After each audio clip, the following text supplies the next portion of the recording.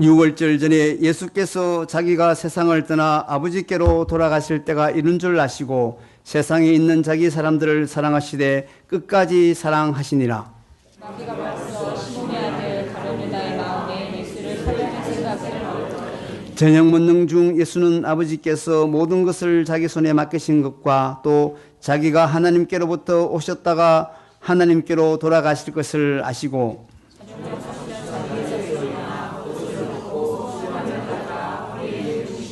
이에 대여에 물을 담아 제자들의 발을 씻기시고 그 두르신 수건으로 씻기시기를 시작하여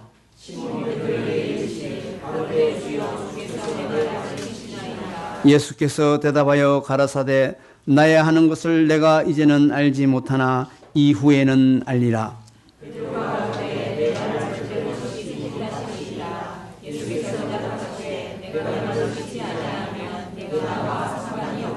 시몬 베드로가 가로되 주여 내 발뿐 아니라 손과 머리도 씻겨 주옵소서.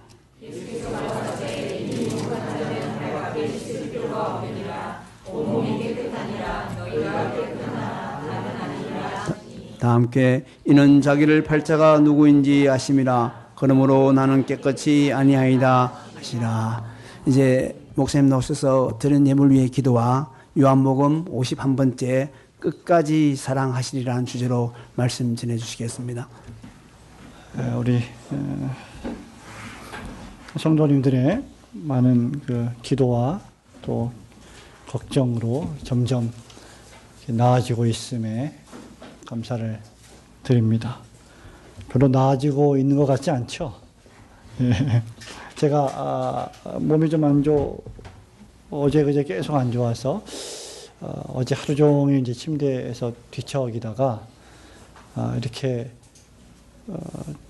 자기가 자기 몸을 대충 알잖아요. 언제 아플지 언제 나을지 대충 아는데 이렇게 아프다가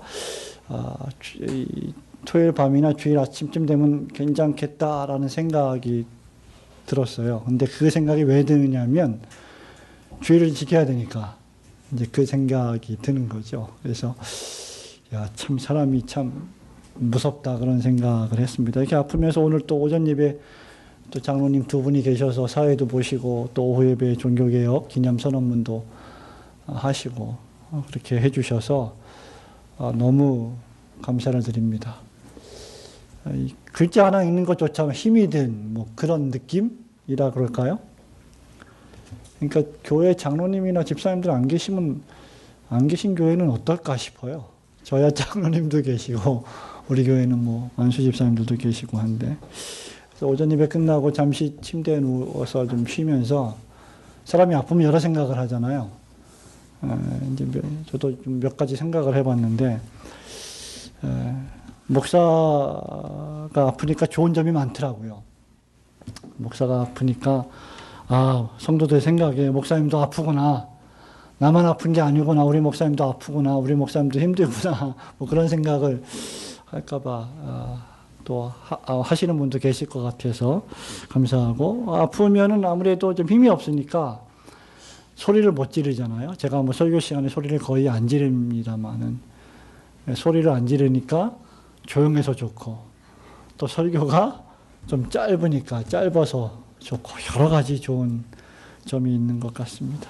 오늘 오후 예배 때 종교개혁 500주년 고신총회 선언문도 낭독하셨고 또 오늘 제가 좀 컨디션이 많이 안 좋아서 잠시 1절부터 6절 말씀 본문으로만 잠시 말씀 생각하면서 오늘 설교를 마치고자 합니다.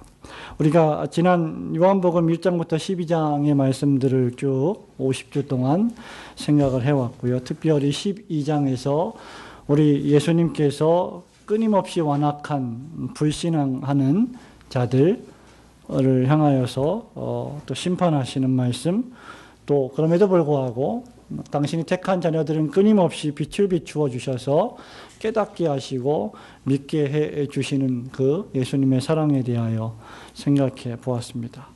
이제 13장 1절에 보면 우리 예수님이 본격적으로 예수 그리스도의 구속적 사랑의 완성인 십자가에 달려 돌아가실 그때를 준비하는 시작이 요한복음 13장입니다. 그래서 13장 1절에 유월절 전에 예수께서라고 시작하는 말씀이 의미심장한 말씀입니다.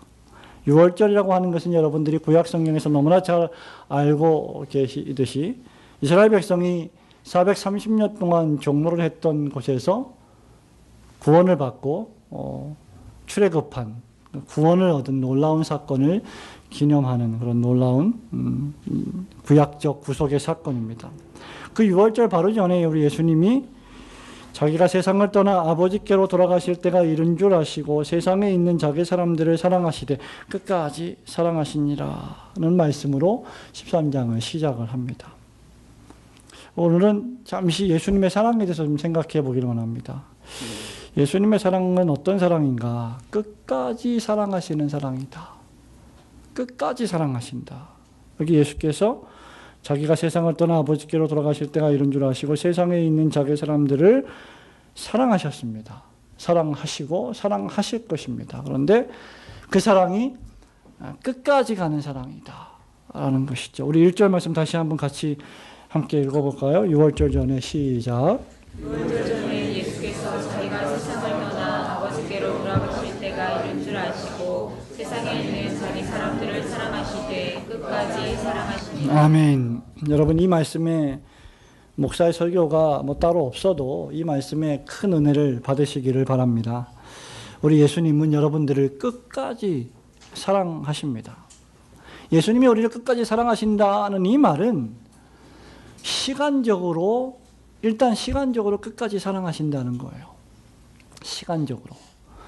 예수님께서 저와 여러분을 사랑하지 아니하신 시간이 없습니다.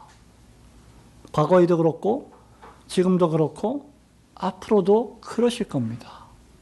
이것이 예수님의 사랑의 특징이에요. 우리 사람들도 사랑을 하지요. 우리 사람들도 사람을 아끼지요.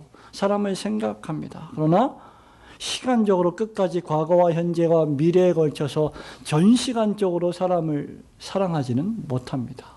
내 몸이 힘들고 내가 아프고 내가 고통스럽고 나에게 어려운 일이 생기면 나부터 생각하는 것이 사람의 모습이에요.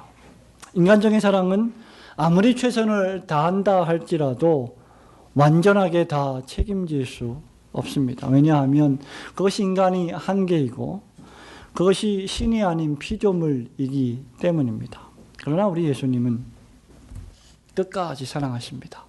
왜냐하면 우리 예수님은 사랑을 중도에 포기하실 만큼 죄인이 아니시기 때문입니다.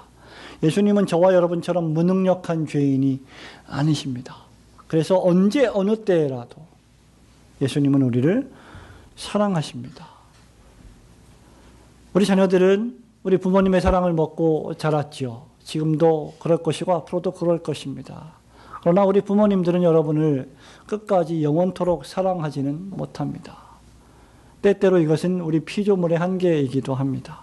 그러나 우리 예수님은 우리 자녀들을 끝까지 사랑하십니다. 예수님의 사랑은 특별히 1절에 보면 자기 사람들을 향한 사랑이라고 했습니다. 자기 사람들을 향한 사랑. 성부 하나님 아버지께서 창세전에 신비한 성부와 성자와 성령 하나님의 구속 협약 안에서 의논하시고 상의하시고 논의하셔서 결정한 사람들, 구원하시기로 선택한 사람들을 향하신 사랑입니다. 생각해 보십시오, 여러분. 누가 여러분에게 복음을 전합니다. 누가 여러분에게 예수 믿으라고 합니다. 누가 여러분에게 이제 더 이상 세상에서 죄악적으로 살지 말고 교회 다니면서 신앙생활 하라고 전도를 했다고 생각해 보십시오. 그래서 여러분 마음에 내가 이제까지 너무 죄인처럼 살았구나. 이제는 좀 다시 잘 살아봐야 되겠다라는 마음을 갖고 교회에 나와서 기도하고 예배를 드리고 설교를 듣고 신앙생활을 한다고 생각해 보십시오. 하나님의 사랑해 보겠다고 노력한다고 생각해 보십시오. 만약에 하나님이 여러분의 그 사랑을 받아주시지 않는다면 그것이야말로 우리가 만나는 엄청난 비극이 아닐 수 없습니다. 내가 사랑하고 싶은데 하나님이 날 사랑하지 않기로 하셨다면 그것이 얼마나 엄청난 비극이겠습니까? 그런데 우리 예수님은 기꺼이 우리가 예수님을 사랑하고자 할 때 그 사랑을 받아주시고 또 그러한 사랑의 마음을 우리에게 던져주시는 사랑의 예수님이십니다. 그래서 이 사랑은 구속적인 사랑이 되는 거죠. 사랑이라고 하는 것은 그저 좋은 감성, 좋은 분위기, 좋은 감정 따위가 아니라 사랑이라고 하는 것은 당신을 사랑하기 위하여 작정된 자들을 향하여 당신의 생명을 버리시는, 죄와 죽음으로부터 저들을 구출해내기 위하여 당신의 생명을 기꺼이 던지시는 사랑입니다. 그래서 사도 요한도 이렇게 말하지 않습니까? 친구를 위하여 자기 목숨을 버리면 이에서 더 큰 사랑이 없다. 우리 예수님이야말로 날 위하여, 여러분을 위하여 당신의 목숨을 버리신 사랑의 주체이십니다. 그래서 우리 예수님의 사랑이야말로 영원한 사랑이고, 우리 예수님이야말로 믿을 만한 분이고, 우리 예수님이야말로 우리를 끝까지 책임져 주실 수 있는 우리의 구주이십니다. 그 예수님을 여러분 평생 놓지 않고 여러분의 구세주로 모시며 사랑의 삶을 살아가시기를 주님의 이름으로 축원합니다. 끝까지 사랑하시니라. 이 사랑은 두 번째로 섬기는 예수님의 사랑의 모습을 우리에게 교훈해 줍니다. 3절, 4절, 5절 함께 읽어볼까요? 저녁 먹는 중 시작. 저녁 먹는 중 예수는 아버지께서 모든 것을 자기 손에 맡기신 것과 또 자기가 하나님께로부터 오셨다가 하나님께로 돌아가실 것을 아시고 저녁 잡수시던 자리에서 일어나 겉옷을 벗고 수건을 가져다가 허리에 두르시고 이에 대하에 물을 담아 제자들의 발을 씻기시고 그 두르신 수건으로 씻기기를 시작하셨다. 아멘. 예, 우리 예수님이 중요한 말씀들 몇 가지를 하시는데요. 1절에 보면 자기가 세상을 떠나 아버지께로 돌아가실 때가 이른 줄 아시고, 그렇죠? 여기 세상을 떠난다는 말은 죽는다는 거죠. 십자가에서 돌아가시고 부활 승천하여 아버지께로 가신다는 그런 말이고, 3절도 보면 저녁 먹는 중 예수는 아버지께서 모든 것을 자기 손에 맡기신 것과 또 자기가 그 다음 하나님께로부터 오셨다가 하나님께로 돌아가실 것을 아시고, 이 죽음입니다. 예수님의 십자가 죽음을 의미하죠.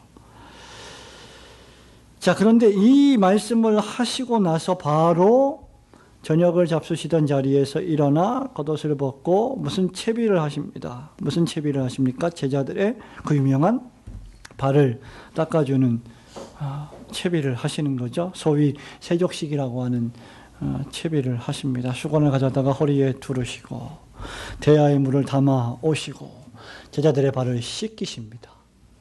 여러분, 정확히 지금 예수님이 하는 이 일들이 누가 하는 일이었느냐? 유대 사회 당시에 누가 이 일을 했느냐? 종들이, 하인들이, 미천한 사람들이 했던 일입니다. 발을 씻어주는 건 종들의 책무예요. 주인의 발을 씻어주는 것은 하인들, 노예들의 주 과업이었습니다. 여러분, 누군가 여러분의 발을 씻어준 적이 혹시 평생을 살면서 있으십니까?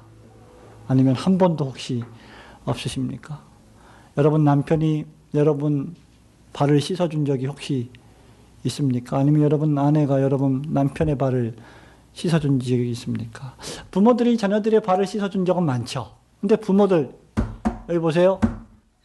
자녀들, 여러분들이 부모님의 발을 씻어준 적이 혹시 평생에 있어요? 없어요. 그럼 이제 우리는 나쁜 사람들이라고 얘기해야 되는 거죠. 어떻게 부모 발도 안 씻어주고 그렇게 평생 발뿐만 아니라 내 온몸 구석구석을 다 닦아주시면서 키워주셨는데 발을 안 씻어주시고, 그죠? 그럼 우리 이렇게 말하죠 또. 어떻게 평생 내 남편 발도 안 씻어주냐? 그런 나쁜 아내가 어딨냐? 반대로 또 아내가 또 그렇게 얘기할 수 있습니다. 그래서 세족식을 안 하면 뭔가 사랑이 없는 교회인 것 같고, 그렇게 생각할 필요는 전혀 없습니다. 이 말씀을 하시는 것은 왜 예수님이 발을 씻어주시는 이 일을 하셨느냐? 여러 가지 신학적인 의미가 있는데 우리가 다음 주에 한 번 더 살펴보기로 하고, 우선 충격적인 모습입니다. 그 당시 사회에서는 절대로 주인이 해서는 안 될 일을 지금 하시는 거예요. 우리 예수님 복음을 가르치시고 설교하실 때 종종 하신 말씀이 있죠. 나는 섬김을 받으러 온 것이 아니라 섬기러 왔다. 그런데 여러분, 무엇을 위한 섬김인가를 생각하셔야 합니다. 앞서 우리 예수님의 사랑이 구속적인 사랑이라고 했어요. 이 구속적인 사랑으로서의 섬김이 아니라면, 그런 섬김을 가장한 섬김이라면 그저 윤리와 도덕에 지나지 않습니다. 그런 사람들은 세상에 많이 있어요. 우리가 본받을 만한 많은 선인들이 있습니다. 세상의 사회에 발을 닦아주는 많은 사람들이 있습니다. 근데 우리 예수님의 이 발을 닦아주시는 섬김은 3절과 1절에 의거해 볼 때 자기 자신이 십자가에서 달려 돌아가심으로 저들을 구원하여 주실 구세주로 오셨다는 것을 깨닫게 하시기 위한 섬김입니다.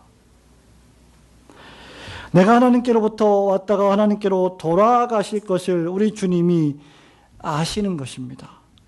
죽음을 통하여 하나님이 작정하신 사람들을 구원하고 그들에게 생명을 얻게 하는 섬김이죠. 목사가 왜 여러분 매주마다 설교를 준비하고 매주마다 더 설교를 잘 준비하려고 책을 보고 성경을 묵상하고 연구하고 공부합니까?